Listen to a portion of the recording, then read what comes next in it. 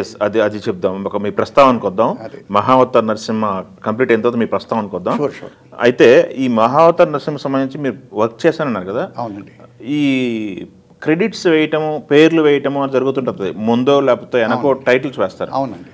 వాటిలో టైటిల్లో మీకు ఇవ్వలేదా? మీ క్రెడిట్స్ మీకు ఇవ్వలేదా? అంటే జనరల్గా ఇప్పుడున్న సిస్టమ్ ఏమిటంటే అండి, ఒకప్పుడు ఏదైనా ఒక లాంగ్వేజ్లో సక్సెస్ అయిన పిక్చర్ని వేరే లాంగ్వేజ్లో రైట్స్ కొనుక్కొని వాళ్ళు దాన్ని డబ్ చేసేవాళ్ళు. ప్రొడక్షన్ కంపెనీ వాళ్ళు డబ్ చేసి డ్యూ క్రెడిట్స్ ముందే టైటిల్స్ ఇచ్చేవాళ్ళు. అదేవిధంగా ఒకప్పుడు రాజశ్రీ గారు కానీ, వెందలకంటి గారు కానీ, రామకృష్ణ గారు కానీ అలా వాళ్ళు ప్రొడక్షన్ కంపెనీస్ త్రూ వచ్చిన వాళ్ళు. ఓకే. కానీ ఇప్పుడు సిస్టమ్ మారిపోయిందండి. ఇప్పుడు పాన్ ఇండియా అవుతుంది ప్రతి సినిమా.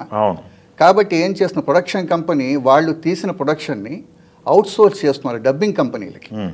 ఇప్పుడు డబ్బింగ్ కంపెనీలు ఒక కాంట్రాక్ట్ లాగా తీసుకుని వాళ్ళే సబ్ఎండింగ్ చేస్తున్నారు.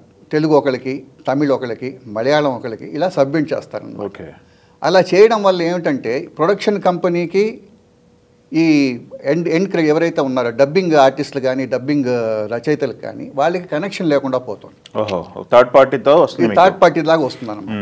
దీనివల్ల ఏంటంటే ప్రొడక్షన్ వాళ్ళకి ఎవరు చేశారో తెలియదు. వాళ్ళకి ఏంటంటే వాళ్ళ అవుట్పుట్ మాత్రం వాళ్ళకి వస్తుంది.